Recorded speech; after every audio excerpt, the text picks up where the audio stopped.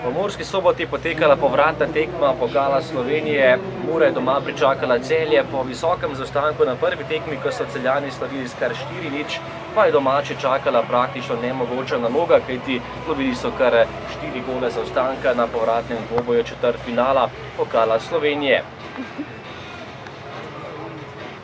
Tekmo so v Prekmurju bolje odprli gostje. Žinko je bil pri strelu in stresel vratnico, nekoliko premalo je bil natančen.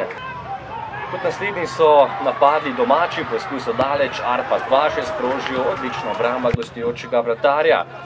Še zadnja akcija prvega polčasa, v zadnji minuti prvega dela pred vrati je bil Šušnjarja, njegov strel ni bil najboljši in izkazal se je domači čuvaj mreže. V drugem delu priložnost za Prekmurce, do žoge je prišel Karničnik, sprožil daleč, ampak za las zgrešil vrata Rozmana.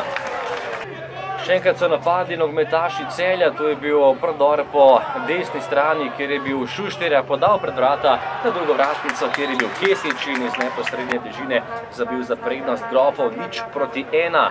Lepa akcija po desni strani in na koncu gol Kesiča za končnih 0:1 in skupno 5:0 v seštevku dveh tekem. Do konca tekme več ni bilo pravih situacij in končalo se je dokaj prepričljivo zmago Celja v tem četrtfinalu pokala Slovenije.